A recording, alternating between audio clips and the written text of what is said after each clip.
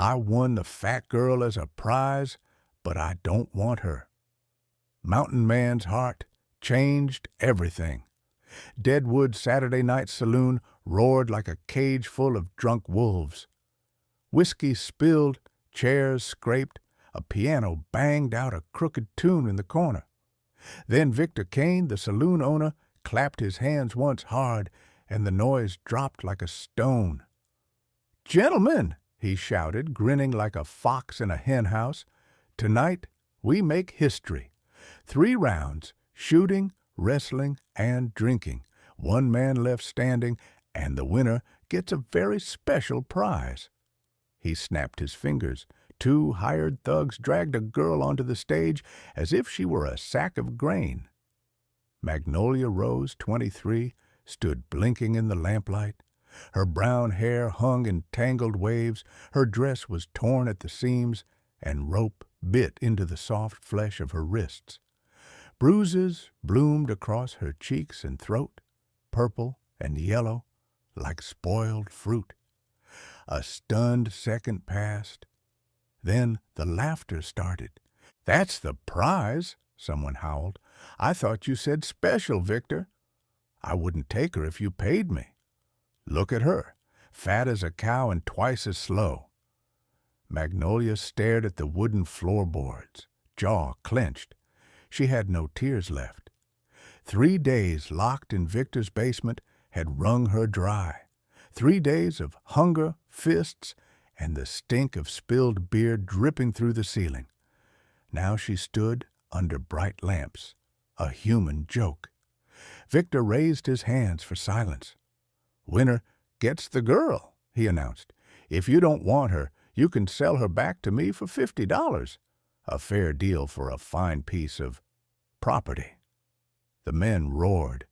Some laughed because they were cruel, others because it was easier than feeling sick. A half-dozen staggered forward to sign up for the contest, not because they wanted Magnolia, but because they wanted to boast, to win, to squeeze a few more dollars out of another man's misery. In the darkest corner of the saloon, a tall man in a worn buckskin coat watched without moving. Caspian Wolf, 34, mountain man, trapper, ghost of the high country.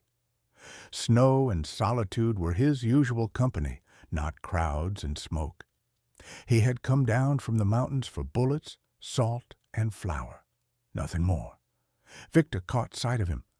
"Wolf!" he shouted. "A real man among boys. You're joining." "No," Caspian said, voice low and flat. Victor's smile hardened. "You will, or you don't buy a single sack of flour or cartridge in my town this winter. I own every store from here to the pass. No game, no supplies. Your choice." A slow, dangerous silence wrapped around Caspian. Magnolia lifted her head just enough to see him, a broad-shouldered stranger with snow-pale eyes and a scar along his jaw, standing alone in the corner like the last tree on a wind-swept ridge. For a heartbeat, their gazes met. Far away, beyond this filthy saloon, someone listening to this story might be sitting on a bus in a tiny room or lying awake in bed. If that's you, tell me, where in the world are you listening from right now? Caspian exhaled once, sharp, like a man stepping into cold water. "Fine," he said. "I'll play your stupid game."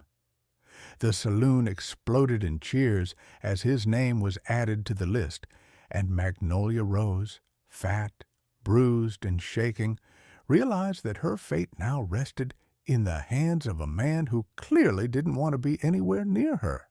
The shooting contest began at sundown, when the last streaks of gold bled out behind Deadwood's rooftops. The crowd spilled outside behind the saloon, shouting and stumbling as Victor Kane lined up bottles along a fence. Lamplight flickered in the wind, casting long, warped shadows. Magnolia stood off to the side, guarded by 2 of Victor's men. Every time someone passed her, They smirked or muttered something cruel under their breath. "Look at her wrists," one man snickered. "She's too soft to fight back." "She's lucky Victor didn't sell her to the mining camps," another hissed. "They'd have taken turns until sunrise." Magnolia pretended not to hear them. She pressed her back against the saloon wall, trying to make herself smaller. Her breath trembled. She tasted blood from the cut on her lip. She tried to focus on the ground, counting the cracks in the dirt to keep from collapsing. She had grown up in a quiet town 2 states away, working in her aunt's bakery, shaping loaves with warm hands and a hopeful heart. That life felt impossibly far away now. No one here saw her as a person, just an object, a joke, a prize. Victor strutted past, tugging her chin up. "Smile," he hissed. "A prize should look pretty." "I can't," Magnolia whispered. "Then at least don't cry. Makes you look pathetic." She didn't remind him she hadn't cried in days. Across the yard, Caspian Wolf stepped into position for the shooting round. The other contestants, miners, cowhands, drifters, swaggered and jeered. Caspian ignored them, calm as a winter lake. He lifted his rifle, sighted the first bottle, and fired before the judge even finished counting to 3. The bottle burst into glittering shards. Then the second, then the third. A hush spread through the crowd. Men stopped snickering. Caspian reloaded, the motion smooth and practiced, eyes half-lidded as if he were bored. When he finished his round, every target destroyed, Victor whistled low. "Well now," he drawled, "looks like the mountain sends down a champion." But Caspian only handed the rifle back and stepped aside, jaw tight. He did not bask in applause. He did not smile. Magnolia watched him, puzzled. He looked like a man who had been forced into the wrong life, as if every second among these people scraped at him. The wrestling match came next. The largest cowhand in Deadwood charged at him with the enthusiasm of a bull. Caspian barely blinked. He sidestepped, hooked the man's leg, and sent him crashing into the dust. Another man tried, then another. Caspian dropped them both with dispassionate efficiency, as though he had already forgotten their names. When the final round came, the whiskey, many competitors slurred their words or staggered. Caspian drank the entire bottle without flinching, without turning red, without losing balance. He lowered the bottle, staring through the glass flames of the lantern. Victor clapped theatrically. "We have our winner!" The crowd erupted. Some cheered from excitement. Others groaned because they wanted the money from selling Magnolia back to Victor. Everyone watched as Victor shoved Magnolia forward. "Your prize, Mr. Wolf." Magnolia stumbled. Her knees hit the dirt. Her breath burst out in a broken sob she couldn't swallow fast enough. Caspian froze as if Victor had just pushed a corpse into his arms. "I don't want her," he said plainly. The yard fell silent. Even the drunks quit laughing. Victor raised one eyebrow. "You have no choice. You won." "Then take your prize back," Caspian replied. "You know the rules," Victor snapped. "She's yours now, whether you want her or not." Magnolia braced herself for disgust, for anger, for rejection she had already felt 1,000 times. Instead, Caspian showed nothing, not cruelty, not interest, just resignation. In one swift motion, he pulled a hunting knife from his belt, knelt, and sliced the ropes from her wrists. The thugs tensed, unsure if he meant to attack. But Caspian simply stood up and said quietly, "Get up. We're leaving." Magnolia swallowed hard. Do you want me to walk behind you?" Caspian didn't answer. He didn't look at her. He simply began walking toward the stables, leaving her to scramble after him. People whispered as they passed, "She'll slow him down. He'll ditch her by the river. Mountain men don't keep women like that." The words lashed Magnolia's back like whips, but Caspian gave no sign he heard them. He loaded his supplies into his wagon, tied down the last bundle of pelts, and climbed onto the seat. When Magnolia hesitated at the wheel, he gave a curt nod. "Get in." She climbed up awkwardly, her wrists burning, her legs shaking. Caspian snapped the reins. They rolled out of Deadwood as lanterns flickered behind them. Magnolia turned once, just once, to see Victor watching from the saloon balcony, smiling like a vulture. Caspian said nothing during the long ride toward the mountains. He didn't glance at Magnolia once. His silence was colder than the night air. Magnolia folded her hands in her lap, trembling, terrified of him, terrified of the world, terrified of belonging to another stranger who didn't want her. But beneath the fear was a fragile thread of hope. At least he hadn't left her in the dirt. At least he had cut the ropes. At least, for the first time in days, she was no longer alone. The moon climbed higher as the wagon rattled away from Deadwood, its faint glow spilling silver across the rough road. Magnolia sat stiffly beside Caspian, clutching the threadbare edges of her torn dress. The cold night air gnawed at her skin. Every bump sent a shock of pain through bruises she tried to ignore. Caspian drove without a word, his posture rigid, eyes fixed on the distant mountains. The horses snorted steam into the dark, hooves cracking frozen mud. "Sir," Magnolia finally whispered, voice trembling, "if you want me to walk instead, I can. I don't want to be a burden." "You're not walking," he said curtly. His tone wasn't kind, but it wasn't cruel either, simply final. She folded her hands together again, heart thudding. Hours passed in near silence. Only the creak of the wagon and the distant howl of a coyote filled the night. Magnolia shivered uncontrollably, but tried to hide it. She had learned long ago that showing weakness was dangerous. Caspian noticed anyway. With a sigh, he reached behind the seat and tossed a heavy wool blanket onto her lap. He didn't look at her, didn't explain, just muttered, "Use it." Magnolia flinched at the sudden movement, then gently wrapped the blanket around herself. Warmth seeped into her aching limbs. "Thank you," she whispered. He didn't respond. The road grew narrower as they climbed the foothills. Pine trees crowded close, their branches whispering overhead. Clouds swept across the moon, casting patches of darkness that swallowed the wagon whole. Magnolia's fear grew with every mile. This man didn't want her. He had said it directly, in front of everyone. He had been forced, just like every other man who ever crossed her path, to tolerate her presence. But tolerance wasn't safety. And as the world grew wilder, colder, and farther from towns or law, Magnolia's chest tightened. She tried to steady her breathing. "Don't cry. Don't tremble. He'll think you're weak." "He'll hate you more." Without turning his head, Caspian spoke. "Stop breathing like that." I'm sorry." She shrank into herself. "I didn't say stop. I said calm down." Magnolia blinked at him, surprised. The concern in his tone was buried so deep she barely caught it.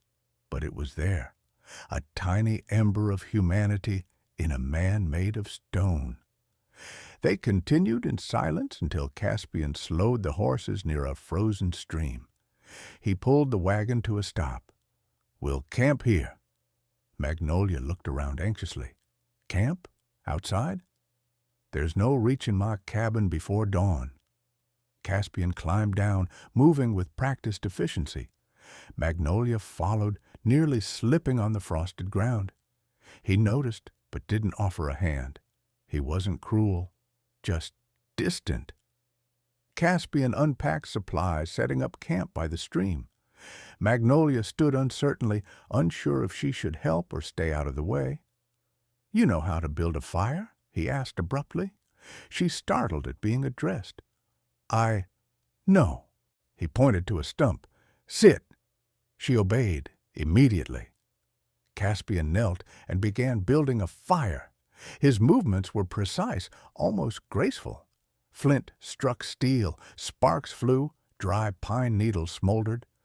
Soon a small flame crackled to life, growing into a modest fire that warmed Magnolia's numb fingers.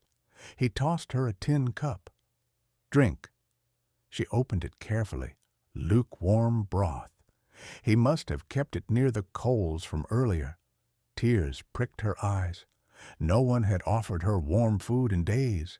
She drank slowly, savoring every mouthful. While she ate, Caspian erected a simple lean-to shelter. Straw bedroll for him on one side and on the other. A smaller pile with an extra blanket. "For me?" Magnolia whispered. "I'm not letting you freeze." Her voice wavered. "You don't have to be kind." Caspian paused, eyes flickering to her for the first time. In the firelight, his expression was unreadable. "I'm not being kind. I'm being practical. If you freeze, it becomes my problem." Magnolia lowered her gaze. Of course, nothing more. When he finished the shelter, Caspian took his rifle and disappeared briefly into the trees. Magnolia's heart seized. She feared he might not come back. Fear twisted tighter each second he was gone. But then he returned, 2 rabbits hanging from his belt. "Breakfast," he said simply. Magnolia exhaled shakily. Relief flooded her. He skinned the rabbits with swift, sure motions. Magnolia found herself watching him, how he moved like a creature carved from the forest itself, as if solitude had sculpted every line of him. When he noticed her staring, she quickly looked away. "Eat," he said once the meat was cooked. "You already gave me broth." "Eat." His voice softened just enough to make her chest tighten. They sat quietly by the fire. For the first time since the saloon, Magnolia felt a small pocket of safety, even if she wasn't sure it belonged to her. She curled her hands around the warm tin plate, letting heat seep into her bruised palms. When the flames settled low, Caspian stood. "Sleep? We leave at sunrise?"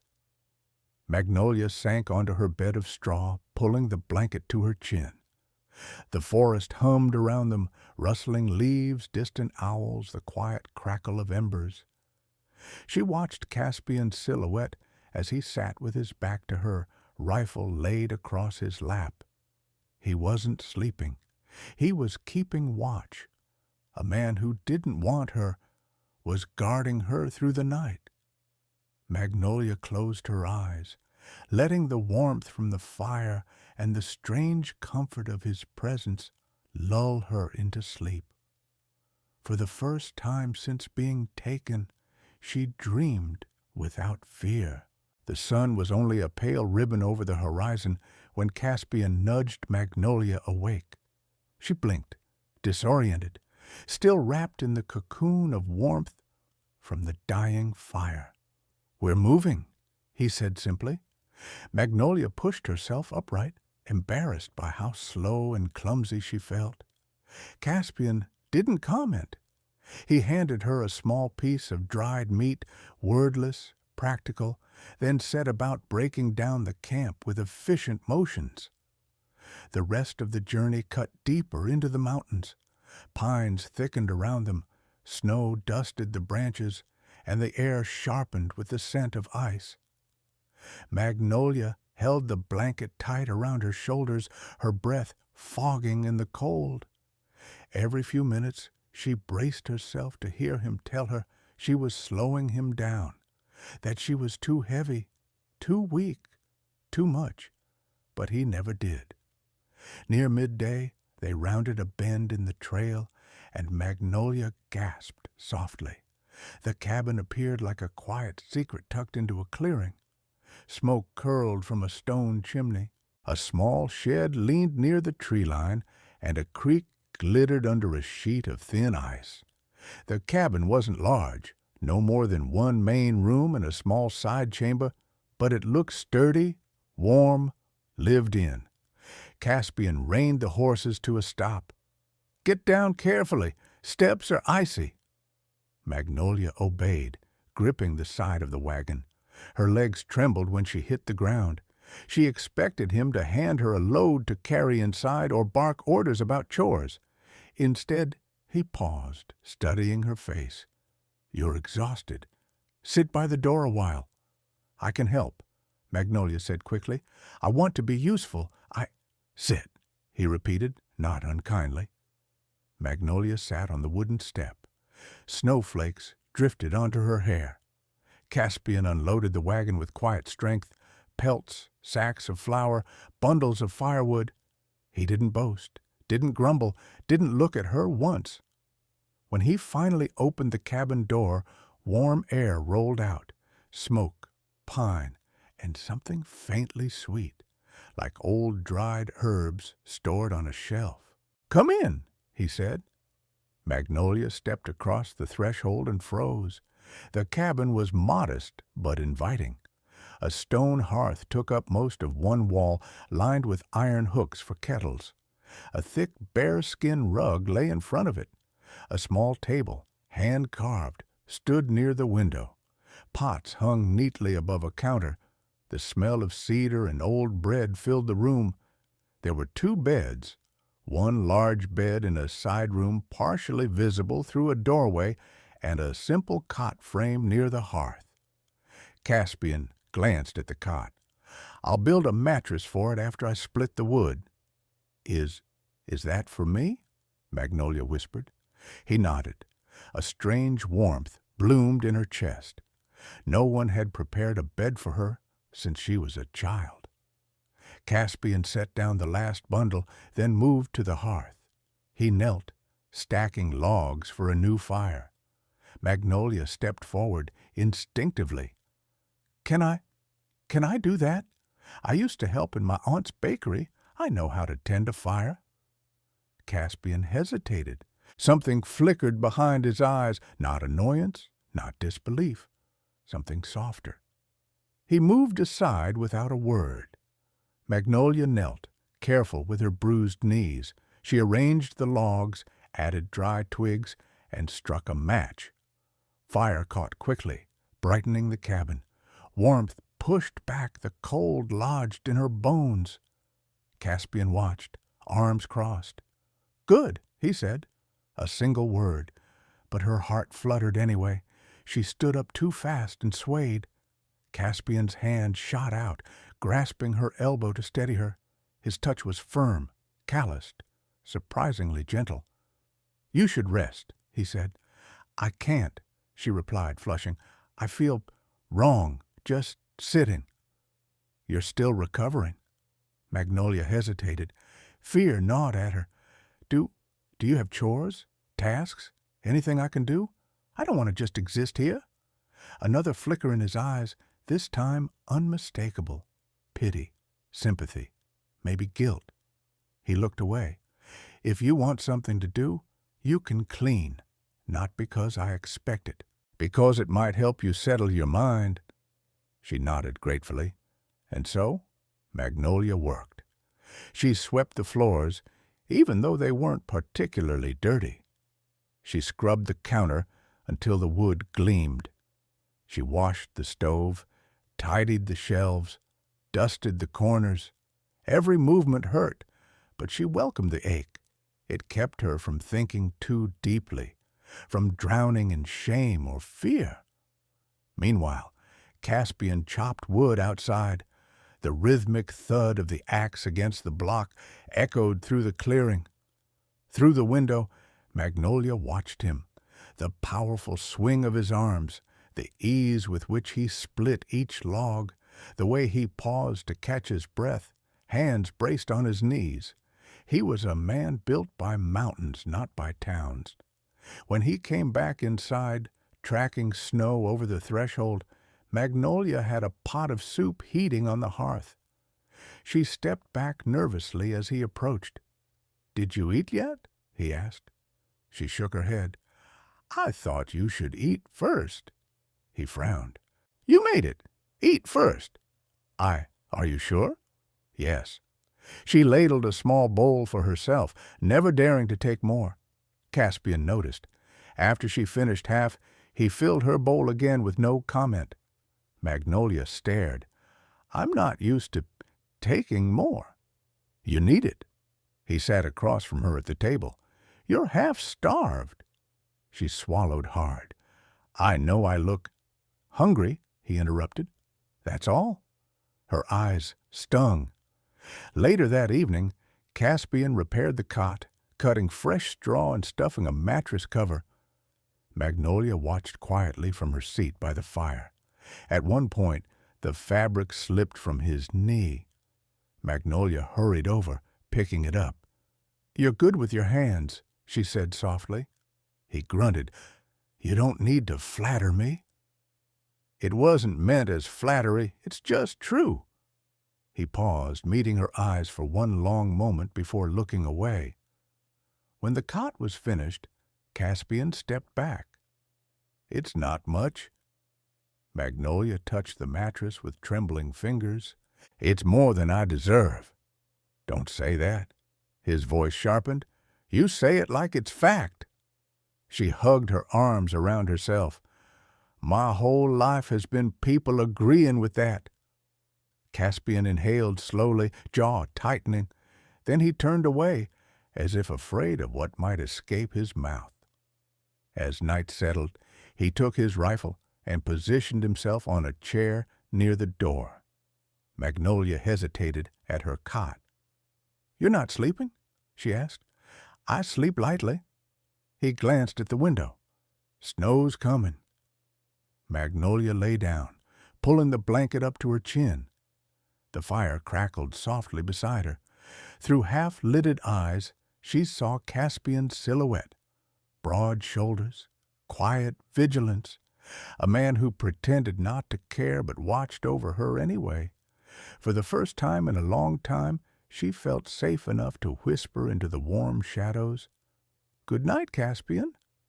He didn't turn, but after a moment, in a tone rough as gravel, he answered, "Good night, Magnolia." A single sentence, soft, unintended, but it settled inside her like a spark waiting for wind. Winter settled around the cabin like a quiet, merciless guardian. Snowstorms rolled across the mountains, sealing the world in a thick white hush. Days bled into nights, marked only by the routine of survival, chopping wood, boiling snow for water, cooking simple meals, tending the fire that kept the frost from creeping beneath the floorboards. Magnolia adjusted to cabin life far quicker than Caspian expected. Each morning, she rose before him, swept the hearth, and prepared breakfast. She repaired torn shirts with small, careful stitches. She cleaned the pelts he brought home from hunting. She hummed under her breath sometimes, tiny, trembling melodies that reminded Caspian of a life he no longer believed he was allowed to want. Still, he kept his distance. He wasn't cruel, not anymore, but he held himself behind an invisible wall as if crossing it would wake something he wasn't ready to feel. Magnolia felt it every time he left the cabin. Every time he returned but didn't meet her gaze, every time his hand brushed hers accidentally and he snatched it back like he'd touched fire. The space between them was a fragile thing, warm enough to hope, cold enough to fear. One morning, after a heavy snowstorm, Caspian returned from checking his traps with a serious set to his jaw. Magnolia was kneading dough for bread. Her hands froze when she saw him. "What's wrong?" she whispered. "Footprints," he said. "Fresh, not mine." Her throat tightened. Animals? No. His eyes were sharp, alert. Men. She wiped her flour-dusted hands on her apron. Are they close? Close enough to matter. For the rest of the morning, Caspian stayed near the windows, watching the tree line. Magnolia caught him glancing at her too, quick, almost startled looks, as though he was reassessing the weight of responsibility he never asked for. Later that afternoon, the tension between them finally broke. Magnolia was hanging herbs to dry near the hearth when Caspian suddenly spoke, voice low and rough. "Why were you in Deadwood?" She jerked, nearly dropping the bundle of sage. I was taken." The words came out thin like paper tearing. Caspian's jaw clenched. "By Victor Kane?" Magnolia nodded. "I was traveling to look for work. Bakers were needed in the mining towns. My aunt died last year, and I had nowhere left." Her fingers twisted around the herb stems. "Victor saw me at the stagecoach stop. Said he needed help in his kitchen. I believed him." Caspian didn't interrupt. He didn't blink. Magnolia swallowed hard. "He locked me in the basement instead. Said he could make more money selling me than hiring me. I fought him. I screamed. I kicked. But no one came." Her voice cracked. "No one ever comes." Caspian's hands curled into fists. Magnolia dropped her gaze. "That's why I tried so hard to be useful here. I didn't want you to send me away, or sell me, or trade me for supplies. I know people like me have no value." Caspian stepped toward her before he realized he was moving. "Stop!" She flinched. He froze, forcing his voice to soften. "I mean it. Stop saying you have no value." Magnolia shook her head. "Then why did you hate me so much in the beginning?" Silence. Then Caspian looked away, unable to meet the vulnerability in her eyes. "It wasn't you," he said quietly. "It was what you reminded me of." Magnolia waited. Finally, he spoke. "I had a wife once, Eliza." His voice buckled around her name. "She was kind, brighter than any fire. She laughed at everything, even when we barely had enough to eat." Magnolia's breath caught. "What happened to her?" "Fever," Caspian whispered. "Fast, cruel. Took her and our unborn child in 2 days. There was no doctor, no medicine. Nothing I did could save them." He paused, staring into the fire as if it contained the memory. "When I saw you," he continued, "I saw her. Not your face, not your voice, just her softness, her shape, the way she held herself when she was scared." He exhaled shakily. "I wasn't angry at you. I was angry at the grief you woke in me." Magnolia's eyes glistened. "Caspian." "I kept you at a distance," he said, "because I thought if I didn't care, I couldn't lose anything again." A tear slipped down Magnolia's cheek. "You're not losing me." "You don't know that." Caspian turned away, gripping the windowsill as if it could anchor him. "But you're here," Magnolia whispered. "I'm alive. I'm trying. And I like being here with you." He closed his eyes. The truth of her words pressed against him like a tide. Just as he opened his mouth to answer, someone hammered on the cabin door. Both of them froze. Caspian's eyes snapped open. He held up a hand. Magnolia took a silent step back. The knock came again, harder this time. "Wolf!" a voice barked from outside. "We know you're in there. Open up." Magnolia's blood turned to ice. She recognized the voice. Victor Kane. Caspian reached for his rifle, every muscle in his body turning to steel. "Stay behind me," he said, voice calm but dangerous. Magnolia's heart pounded as she backed toward the hearth. Caspian opened the door just enough to see out, but kept his body blocking the entrance. Victor stood in the snow with 4 armed men. His smile was sharp as broken glass.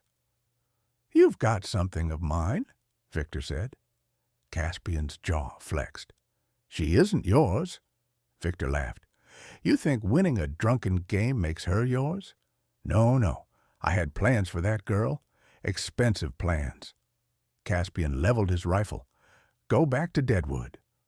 Victor's grin widened. "I'll be taking the girl. You can hand her over or die trying to keep her." Magnolia's breath strangled in her lungs. For the first time since she'd met him, Caspian didn't hide what he felt. He stepped fully into the doorway, shielding her completely from view. "Then you'll die in my snow," he said. Calm, cold, absolute.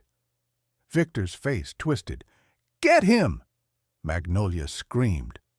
The world outside erupted into chaos. The first gunshot cracked through the clearing like a bolt of lightning.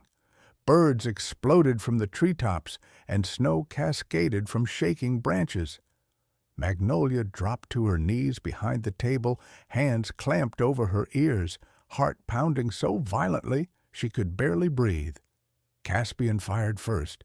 His rifle thundered, and one of Victor's men fell backward into the snow, clutching his shoulder. Two more rushed the cabin from opposite sides, boots crunching across the frozen ground. "Magnolia!" Caspian barked, not looking back. "Stay down!" The command vibrated with something fierce. Fear, not anger. Fear for her. Victor roared, "Kill him! Kill the mountain freak and bring me the girl!" Caspian ducked behind the doorframe just as bullets smashed into the wood. Splinters flew. Magnolia cried out as a shard sliced her cheek. Caspian whipped around, eyes dark with fury. "Are you hurt?" he demanded. "No," she gasped. "Good. Stay hidden." But Magnolia could see something Caspian couldn't. A shadow moving along the cabin wall, creeping toward the window. A man with a knife. If he slipped through, Caspian would be flanked. He wouldn't stand a chance. Magnolia's pulse hammered in her skull. She could stay down. She could hide like always, like Victor expected, like the world always assumed she would. Or she could stand. She looked at the stove, at the cast-iron pan heating on top, filled with simmering fat from breakfast. Hot, heavy. Her fingers shook as she wrapped her hands in a cloth, lifted the pan, and crept toward the window. Outside, the knife wielder was just inches away, ready to break in. Magnolia swallowed, stepped closer, and with all the strength in her bruised arms, she slammed the pan through the glass and onto the man's head. Boiling fat splashed across his face.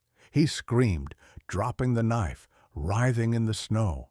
Caspian spun around just in time to see Magnolia standing there, panting, trembling, but fierce, their eyes locked.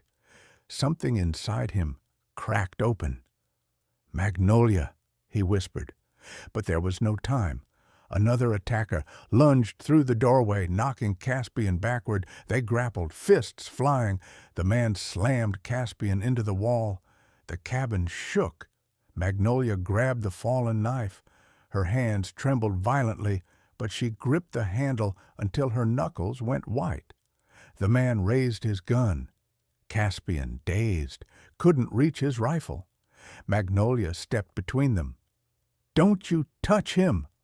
She threw herself forward, stabbing the man's arm just as he pulled the trigger.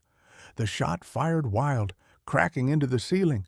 Caspian seized the opening, slammed his fist into the man's jaw, and threw him to the ground. Outside, Victor cursed violently. "Useless idiots! Move aside! I'll do it myself." Caspian grabbed Magnolia's arm. "Get behind me!" "No!" she cried. "I won't let him take me again. I won't let him hurt you." Her voice broke on the last word, and Caspian froze for half a heartbeat, the battle slipping away behind the sound of her fear. Then Victor fired. Caspian shoved Magnolia back, taking the bullet clean through the arm. He grunted, staggering. Blood spilled onto the floorboards. Magnolia screamed, lunging to catch him. Victor stomped closer, revolver raised, breath puffing in furious clouds. "It's over, Wolf. She's mine." Magnolia stepped in front of Caspian. "No," she said, voice shaking but unyielding.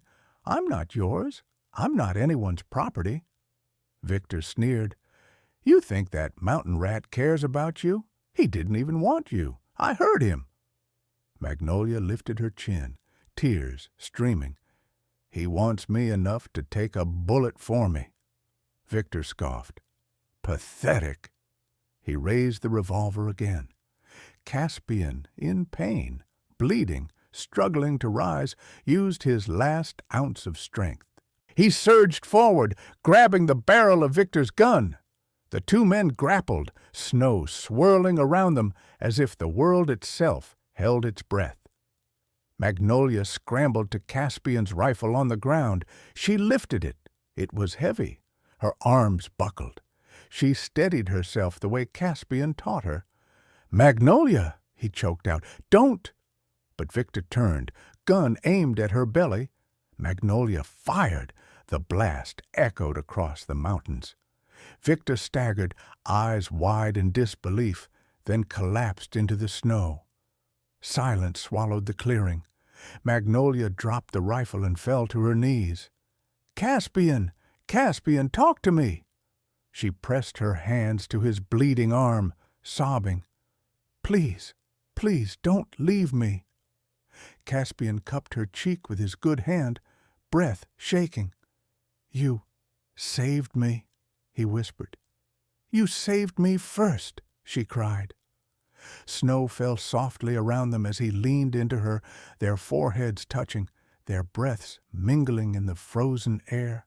For the first time, there was no distance, no walls, no past strong enough to stand between them, only a man wounded for love, and a woman who refused to be powerless any longer.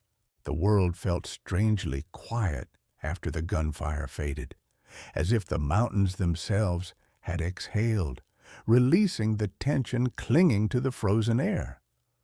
Magnolia helped Caspian back into the cabin, her arms straining under his weight. He tried to stand on his own, but she didn't let him. "Stop," she whispered. "Let me take care of you." Her voice, gentle but unshakably firm, left him no room to argue. Inside, the fire had died to embers. Magnolia stoked it with frantic hands until warm light poured across the floor. She guided Caspian to the chair near the hearth, her breath trembling as she examined his wound. "It's not life-threatening," he murmured, watching her with tired but steady eyes. "The bullet went through." "That doesn't matter," she said, tearing cloth for bandages. "You could have died." Caspian winced as she wrapped his arm. "So could you." "I wasn't thinking," she admitted. "I only knew I couldn't lose you." He went still. Magnolia's cheeks flushed with heat, but she didn't look away this time. "Caspian, when you stepped in front of me, when you took that bullet, I realized something. I'm not afraid when I'm with you, even when it's terrifying." Her hands trembled as she tied the final knot on the bandage. "You make me brave." Caspian breathed out slowly, the sound more like a confession than a sigh. He lifted his uninjured hand and brushed away the tear on her cheek with a feather-light touch. "You think I make you brave," he said quietly. "But Magnolia, you saved my life today. Twice." His thumb brushed her cheekbone. "You're the bravest person I've ever known." She swallowed hard, voice barely more than a whisper. "Then why did you keep pushing me away?" A storm passed behind his eyes, old grief, old fear, and for once he didn't hide. "Because I loved someone once," he said, "and losing her nearly killed me.